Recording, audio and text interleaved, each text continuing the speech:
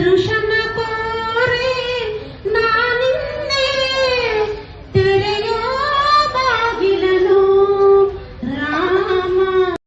ಈ ಒಂದು ಕಾರ್ಯಕ್ರಮದ ಅಂಗವಾಗಿ ಈ ವೇದಿಕೆಯ ಮೇಲೆ ಆಸೀನರಾದಂತಹ ಶ್ರೀ ಮಳಪ್ಪ ಪೂಜಾರಿ ಎಸ್ಡಿಎಂಸಿ ಅಧ್ಯಕ್ಷರು KPS ಹಿರೇರೂಢಿ ಇವರಿಗೆ ಈ ಒಂದು ಕಾರ್ಯಕ್ರಮದ ಪರವಾಗಿ ಶರಣು ಸ್ವಾಗತವನ್ನ ಬಯಸುತ್ತೇನೆ.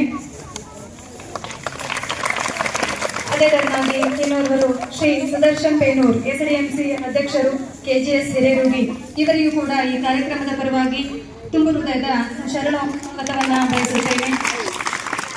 ಹಾಗೆ ಮೇಲೆ ಆಸೀನರಾದಂತಹ ಉಪಾಧ್ಯಕ್ಷರು ಆಗಿರುವಂತಹ ಶ್ರೀ ಪರಶುರಾಮ್ ಹೊಸಮನಿ ಇವರಿಗೂ ಕೂಡ ಈ ಕಾರ್ಯಕ್ರಮದ ಪರವಾಗಿ ಶರಣು ಸ್ವಾಗತವನ್ನ ಕೋರುತ್ತೇವೆ. ಅದೇ ತರನಾಗಿ ಶ್ರೀ ರಮೇಶ್ ಮಠಪತಿ ಉಪಾಧ್ಯಕ್ಷರು KPS ಹಿರೇರೂಢಿ ಇವರಿಗೂ ಕೂಡ ಈ ಒಂದು ಕಾರ್ಯಕ್ರಮದ ಪರವಾಗಿ ಶರಣು ಸ್ವಾಗತವನ್ನ ಬಯಸುತ್ತೇನೆ.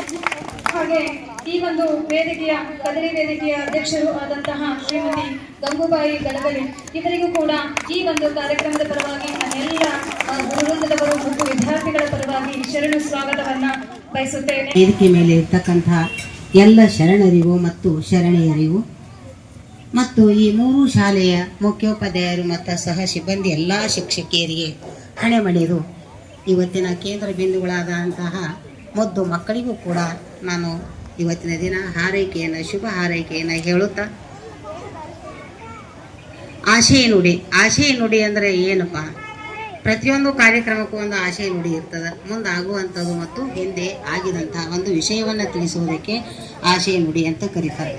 ನಮ್ಮ ಶರಣ ಸಾಹಿತ್ಯ ಪರಿಷತ್ತಿನ ಒಂದು ವಿಭಾಗ ಮಹಿಳಾ ವಿಭಾಗ. ಈ ಮಹಿಳಾ ವಿಭಾಗ ಕದಡಿ ವೇದಿಕೆಯಲ್ಲಿ ಸ್ಥಾಪನೆಯಾಗಿ 10 ವರ್ಷಗಳಾದವು. 10 ವರ್ಷಗಳ ಕಾಲವೂ ಕೂಡ ನಾವು ನಿರಂತರವಾಗಿ ಇಂಥ ಕಾರ್ಯಕ್ರಮವನ್ನು ಮಾಡುತ್ತಾ ಬಂದಿದ್ದೇವೆ.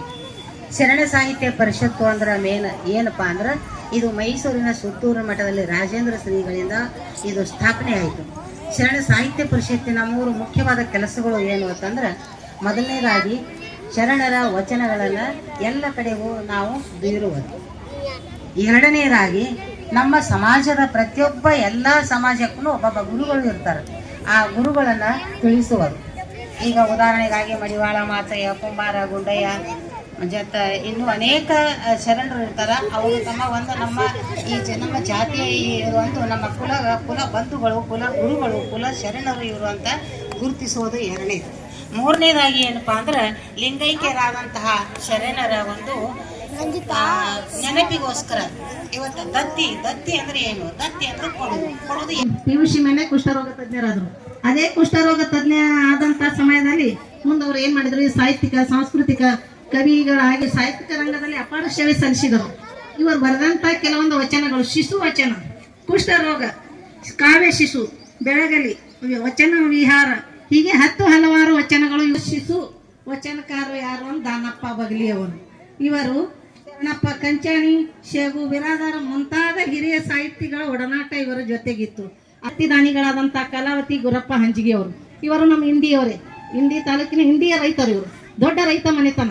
ಇಂಡಿ ಮಕ್ಕಳಿರಲಿಲ್ಲ ಅವರಿಗೆ. ತಮ್ಮ ಆಸ್ತಿ ಸಾಕಷ್ಟು ಸ್ಥಿತಿವಂತರಿದ್ರು. ಅವರು ಇದ್ರ ತಮ್ಮ ಆಸ್ತಿ ಎಲ್ಲ ಸಹೋದರರ ಮಕ್ಕಳಿಗೆ ಮಾಡಿದ್ರು. ಅದ್ರ ಜೊತೆಯಾಗಿ ದಾನ ಮಾಡಿದ್ರು. ಅವರು ದಾನ ಧರ್ಮಕ್ಕೆ ಎತ್ತಿದ ಕೈ ಅಂದ್ರೆ ನಮ್ಮಲ್ಲಿ ಹಂಜಿಗೆ ಅವ್ರ ಮನೆತನ ನಾ ಕೇಳಲ್ಪಟ್ಟಿನಿ. ಈ ಒಂದು ಕಾರ್ಯಕ್ರಮದಲ್ಲಿ ಭಾಗವಹಿಸಿರುವಂತಹ ನನ್ನ ಎಲ್ಲ ಕದಡಿ ವೇದಿಕೆಯ ಸದಸ್ಯರೇ, ಈ ಕಾರ್ಯಕ್ರಮವನ್ನು ಅತ್ಯಂತ ವಿಜೃಂಭಣೆಯಿಂದ ನಡೆಸಿಕೊಡುತ್ತಿರುವಂತಹ ಈ ಶಾಲೆಯ ಶಿಕ್ಷಕ ವರ್ಗವೇ, ಎಲ್ಲ ನನ್ನ ಮುದ್ದು ಮಕ್ಕಳೇ. ಕಾರ್ಯಕ್ರಮದಲ್ಲಿ ಒಂದು ಉಪನ್ಯಾಸ, ಬಹುಶಃ ನೀವೆಲ್ಲರೂ ಪಠ್ಯ ಪುಸ್ತಕದಲ್ಲಿ ಬಂದಿರಬಹುದು. ಐದಕ್ಕಿ ಲಕ್ಕಮ್ಮನವರ ಹೆಸರನ್ನು ಕೇಳಿರ್ಬಹುದು. ಇವರು 12ನೇ ಶತಮಾನದಲ್ಲಿ, 12ನೇ ಶತಮಾನ ಅಂದ್ರ ಅದೊಂದು ಅದ್ಭುತವಾದಂತಹ ಕಾಲ ಅಂತಾನೆ ಹೇಳ್ಬೋದು. ಈ ಒಂದು ಕಾಲದಲ್ಲಿ ಬಹಳಷ್ಟು ಜನ ಶರಣರು ಮತ್ತು ಒಂದು ವಚನಕಾರರು ಇದ್ದಿರುವಂತಹ ಒಂದು ಕಾಲ.